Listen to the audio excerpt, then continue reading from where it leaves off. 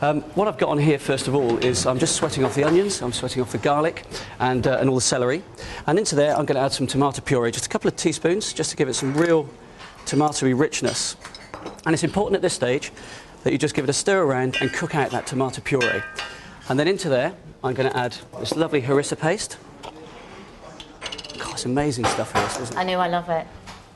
Do you make your own, Mitch? I do. I tend to use lots of dry spices for it as well, but, you know, I like a real kick to the ones I make at home. Really, really kind of like... And dry chilli. I love these dry chilies in fish dishes. They kind of give your mouth this real kind of chilli heat, you know, it's kind of like bang, and then it goes. And then into that, we're going to add our chickpeas. I've just used tin chickpeas for this. And we give them a stir around, and then I'm going to add some white wine. And it's important that when the white wine goes into the dish, you actually give it a boil and allow the alcohol to evaporate, so you just lose the acidity and you keep the flavour of the wine. Now, back to our cuttlefish, and if you love squid, you're definitely going to love cuttlefish, very octopus-like. Do you use cuttlefish in your restaurant? Do I? Yeah, I love it. Absolutely. What do you do with it? Something very similar to this. Do you really? Or braised in red wine and orange and spices and what have you. Yeah.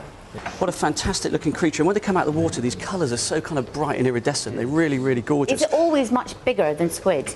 And it's a much bigger fish. It's just much bigger, absolutely, yeah, it is. But you can get some real tiny ones around the Mediterranean, which of course end up in pasta dishes or just deep fried, you know, like chipperones, which are absolutely fantastic. Now I'm just cutting that flesh into lovely thin strips, and you can see how kind of, you know, just beautiful that is, and that just goes straight into here. Do you ever use the ink, Mitch? I do, yeah. I mean, you can add ink to this, which is really good. You get that really kind of... It looks very inky, and it feels like you're going to stain your mouth, but you don't get any of that at all. But it just gives it this real kind of oily look. And very popular in Venice, which, of course, where I was inspired, first of all, to kind of cook cuttlefish, where they do everywhere. Tentacles go in as well. Do you cook cuttlefish, Diana? I've never actually cooked it. Well, no, I'll tell you what. I've always just cooked squid. But do you treat it? Do you have to approach it differently than squid? No, but it does. I think braising suits it much better than frying, unless you've got really small cuttlefish. But just like octopus, if you freeze it, it does tenderise it. So that really works well as a sort of part of the process. I'm going to add some passata in here. Just sieved tomato puree. You can use a kind of jar of ready bought tomato sauce for this. And I'll tell you one ingredient I did forget, which is very important to this, is saffron. Saffron is a fantastic spice with fish. And in this dish, working with all that harissa and the chilies, it just works. Is it widely available, cuttlefish?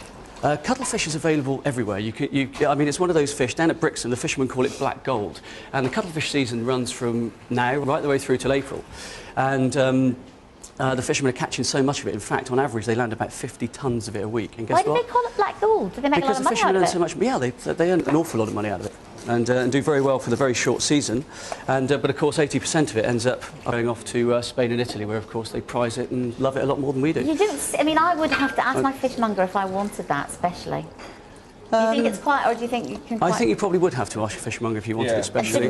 And however, I think your fishmonger could quite easily get hold of it. It's not something he's going to have any difficulty getting hold of. So once that's all all the ingredients are in there, we're then going to just let that simmer very, very gently for about 45 minutes, let the liquid reduce, get nice and thick.